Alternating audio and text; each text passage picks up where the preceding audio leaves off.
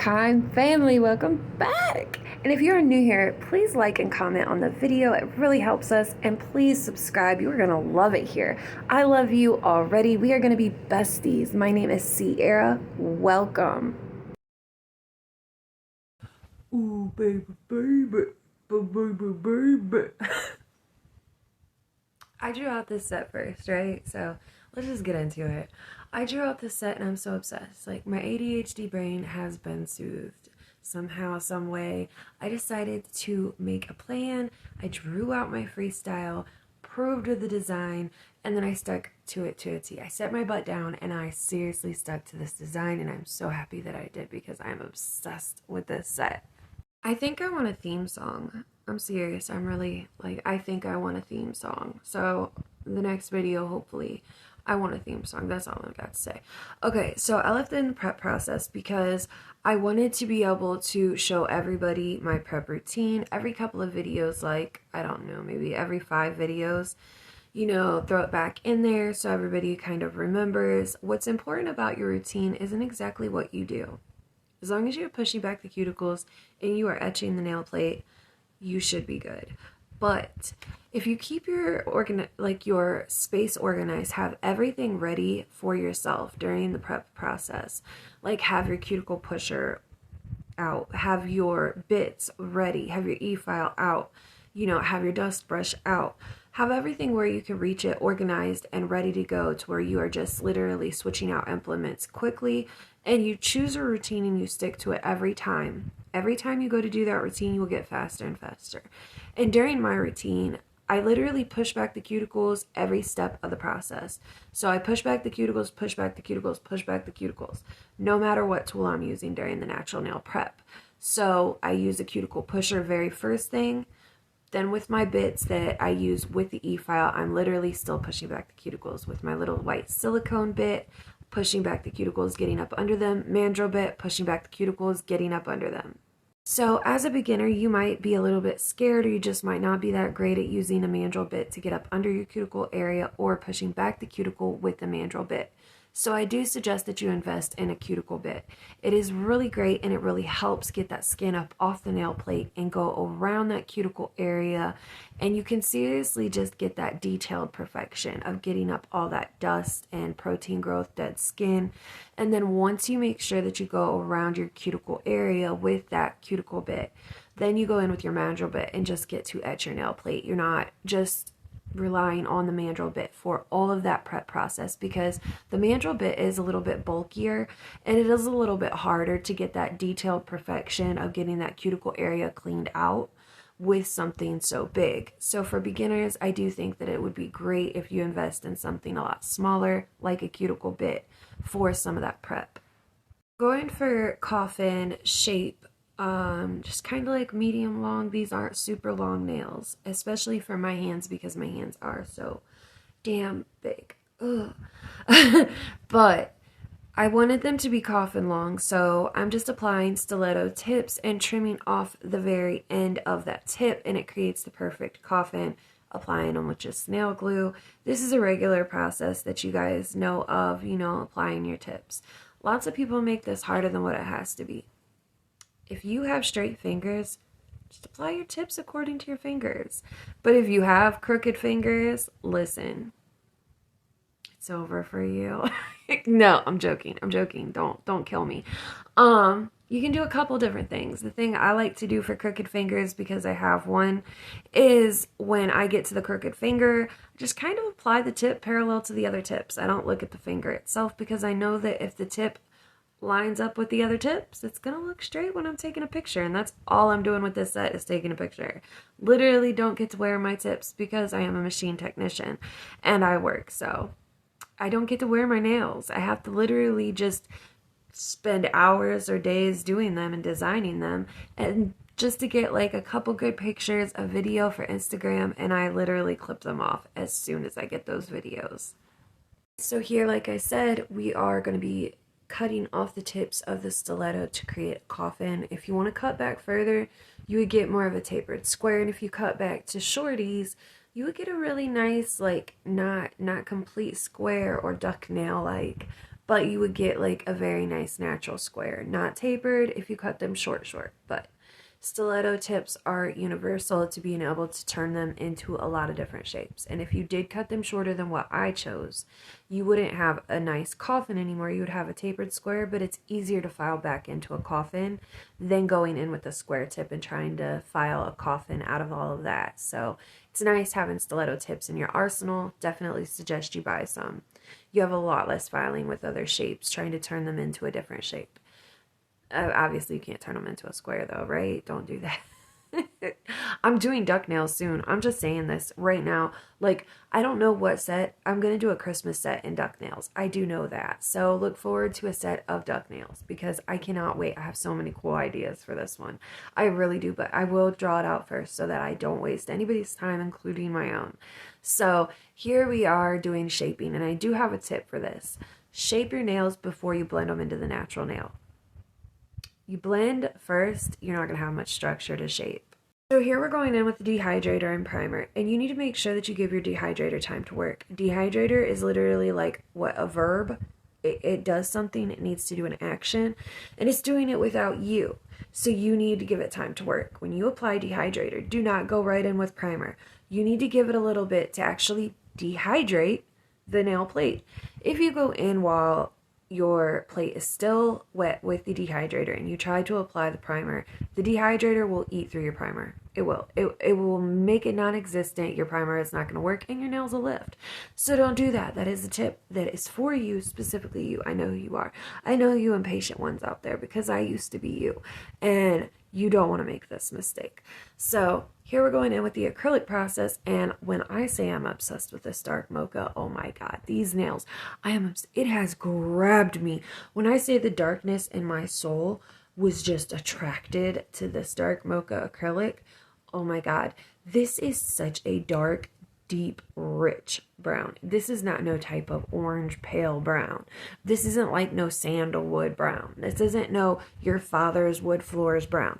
This is an almost black brown, and I am seriously like obsessed. I need more of it in my life, and I'm going to be doing more sets with this. I did not realize how I'm in love with this brown. For the nails that I'm using this dark mocha on, I am actually going to be encapsulating or clear capping with clear acrylic. So I'm keeping my application super thin with the dark mocha, and I will be clear capping, whether it's because I'm adding glitter or because I am going to be doing a cut-in design to the dark mocha nail. So then I will be using Punani Power Nude as the neutral tone in this set.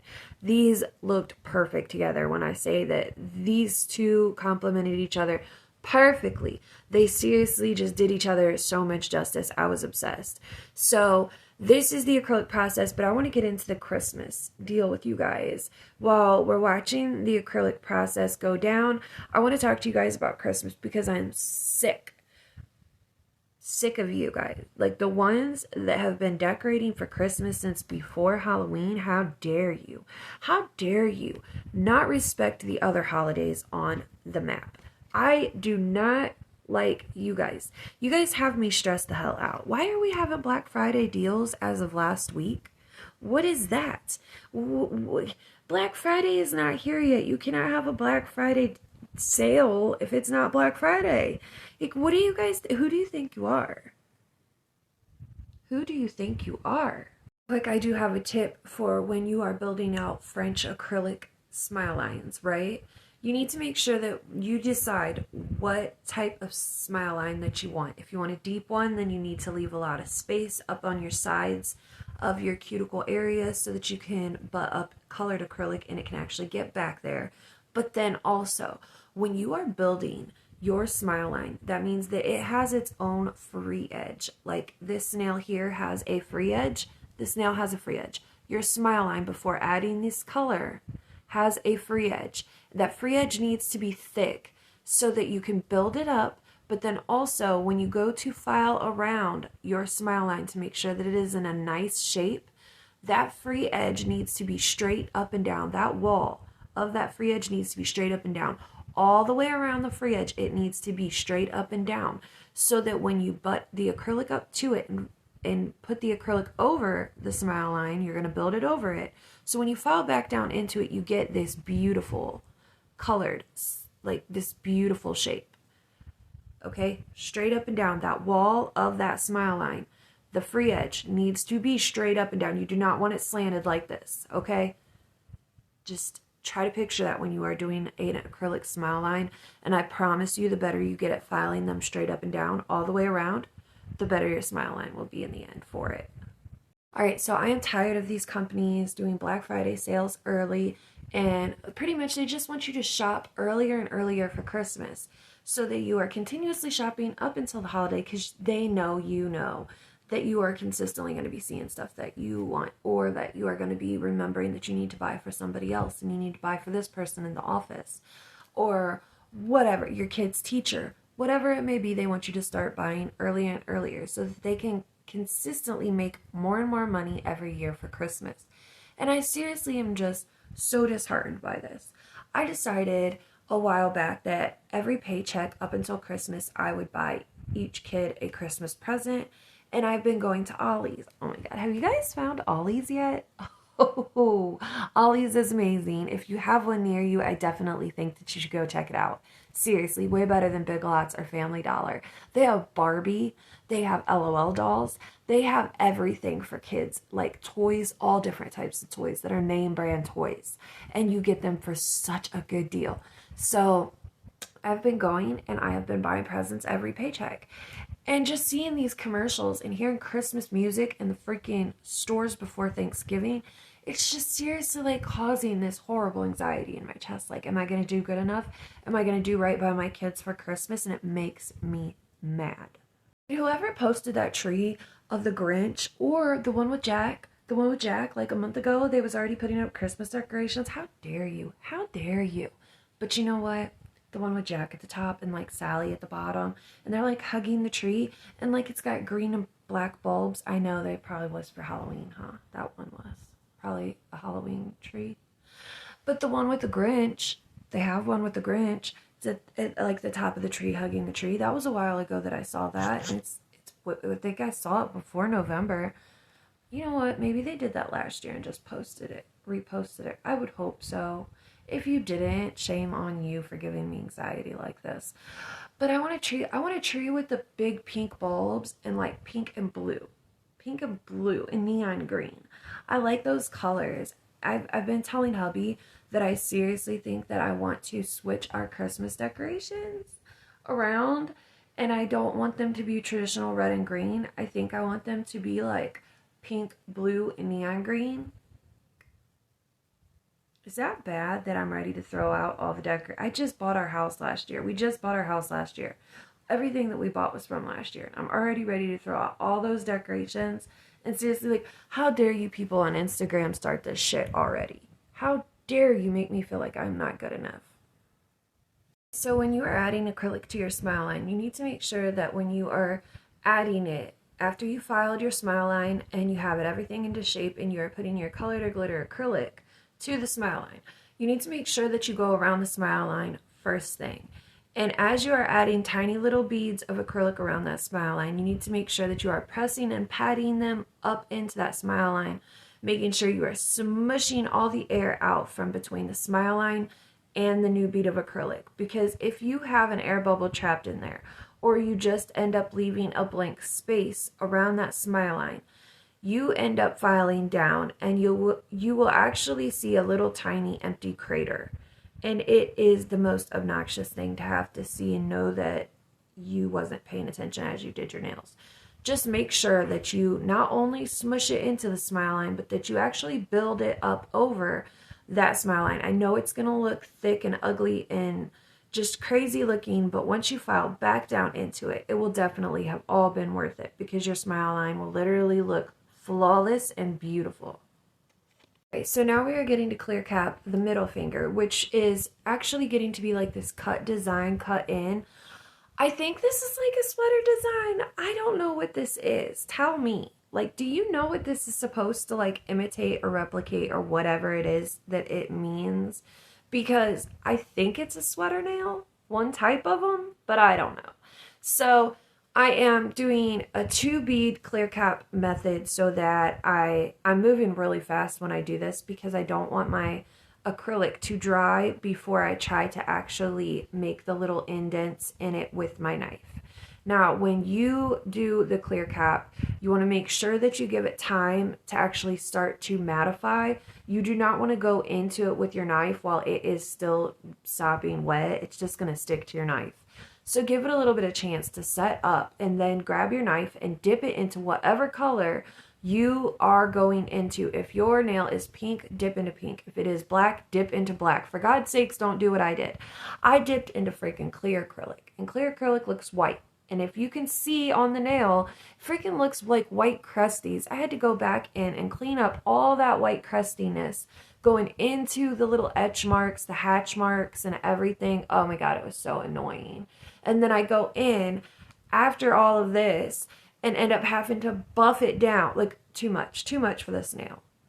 I freaking saw on TikTok this lady who did like this point of view when you search out what chainsaws were created for, and then like her face was like, no. She got like 1,000,000 freaking likes and 1,000,000 freaking comments, and everybody was okay with it. Everybody was okay with the when you search it up. But like a year or two ago, when I posted that chainsaws were made for giving childbirth and C-sections, I got called a freaking liar. People were seriously pissed at me that I said that.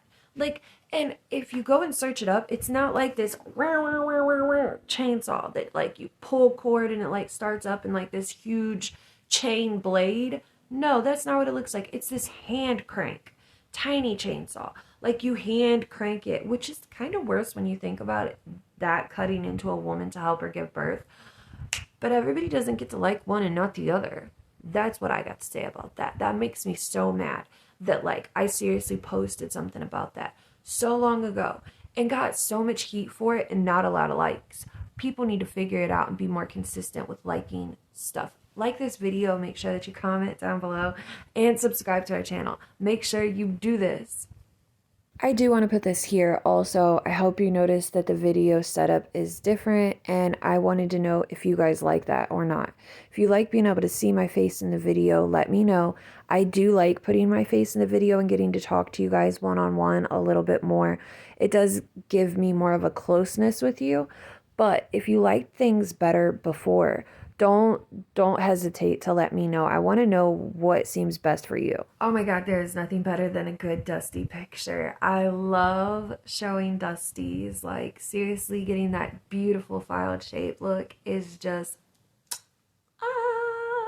Okay, so we're going in and we are going to clean up the nails with a nail brush and alcohol. I don't like to go in over acrylic with acetone only because, listen to me, acetone melts acrylic. It literally will cause the etches that are in your acrylic. I buff my nails. I file them into shape and then I buff over them, leaving a certain amount of scratches left so that I know when I go to top coat or do gel polish design that the design will stick and hold down into the nail. If I don't keep a certain amount of scratches on the nail, it will literally chip within a day or two. You do not want your nails too smooth when you top coat or do gel designs, or the gel will just peel off or just chip. Okay, so I'm going in with our diamond jelly, and every hatch mark crosshair that I have, I am putting a little blob of that diamond jelly, which is super thick, so that I can put bullions at every crosshatch. But then once I put the bullions in, I actually take a little bit more of that jelly and put it over around the bullion, just so as I wear the nails, the bullion doesn't get etched and scratched, because inside all those bullions, no matter what color you get, is going to be a silver color. And if you wear your nails and don't put something to protect that varnish on the outside, the gold or whatever color you have, it will literally like etch away and you will just see silver.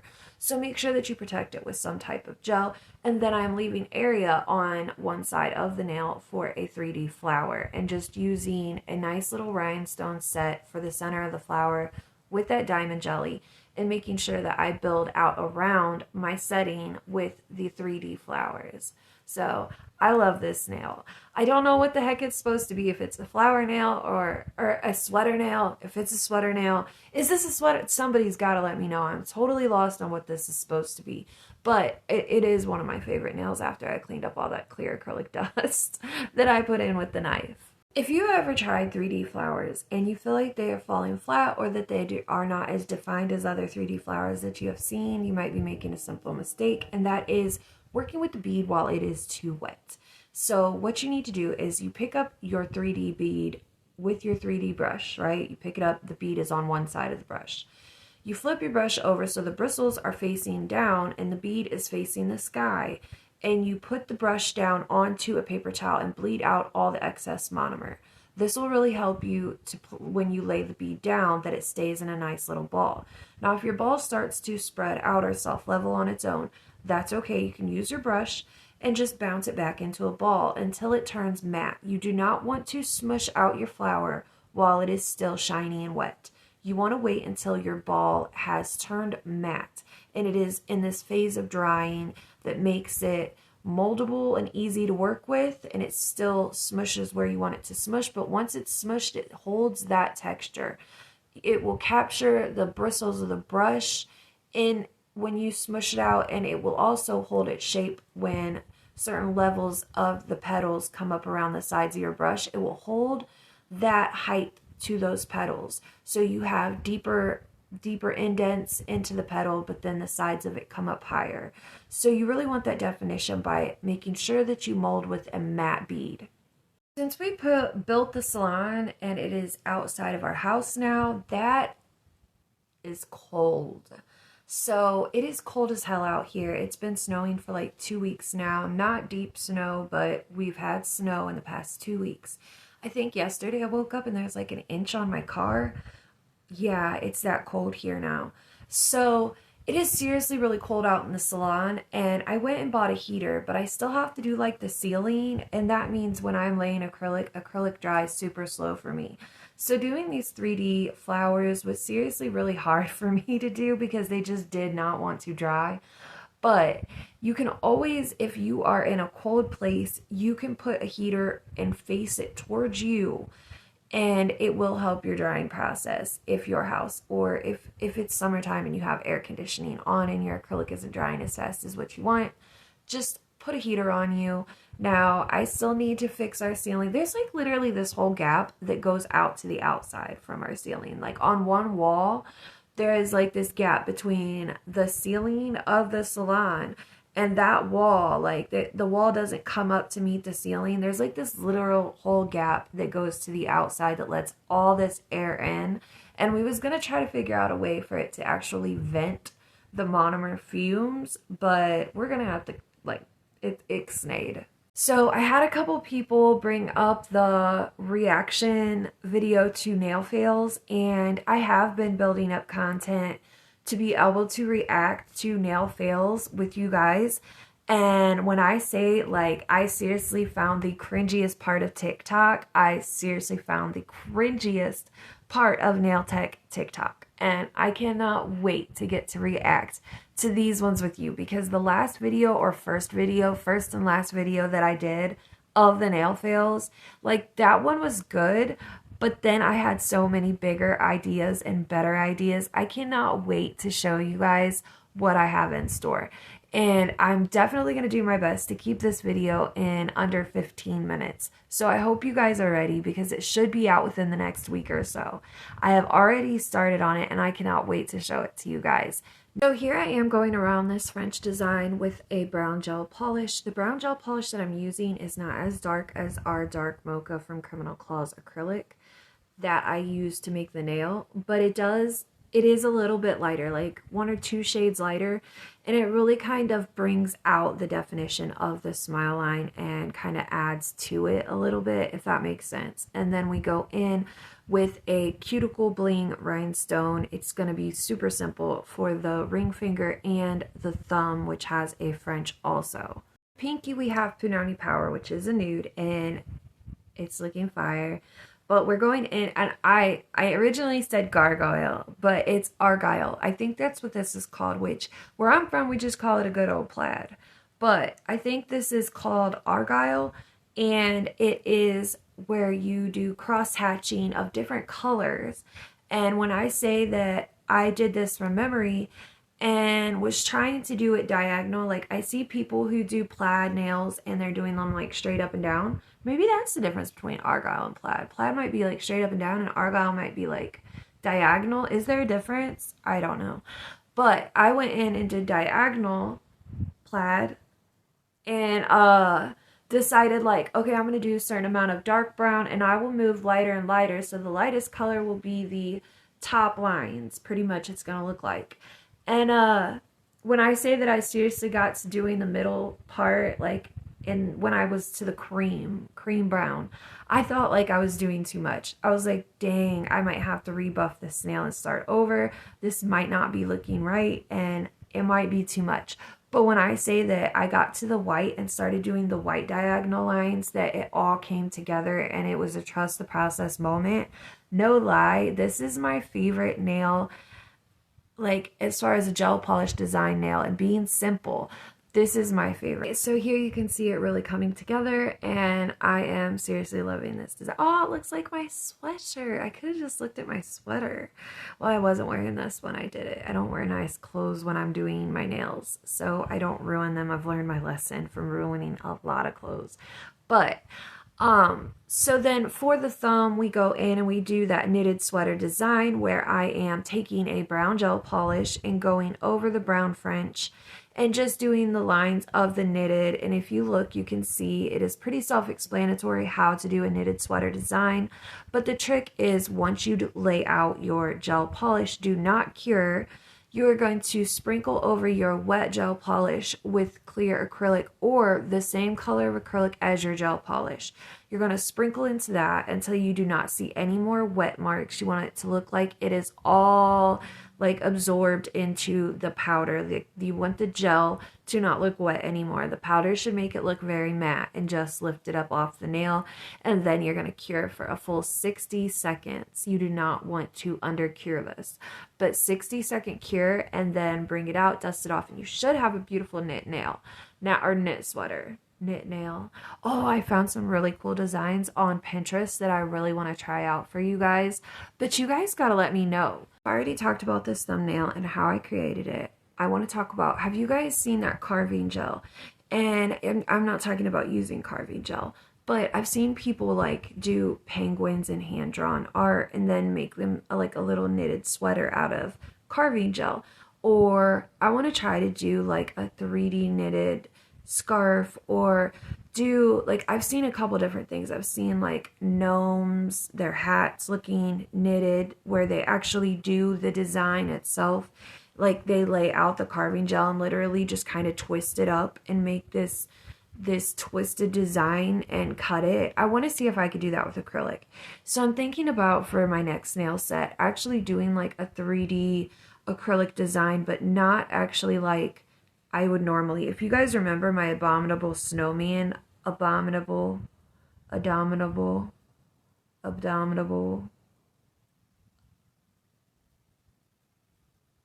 know, abominable, whatever you want to call him. I did him and he was cool as hell. But I want to do more of a hand painted look. Like if you remember, I did like his eyes were hand painted and then all the hair was acrylic. I did his hair 3D acrylic. I want to do more of designs like that, but more hand painting and less 3D acrylic. All right, so we're at the end. I hope you guys love this set. I seriously am obsessed with this set. I really do love it so much, how it turned out. I know that I went in and actually turned the pointer finger shiny, and yeah, look, after cleaning up everything, this set is just too gorgeous for real life. Seriously, I'm obsessed with this set. I hope you guys love it. I will see you guys in the next video. Make sure that you are subscribed to the channel and ring that bell so you get notified each and every time we upload. I love you. Bye.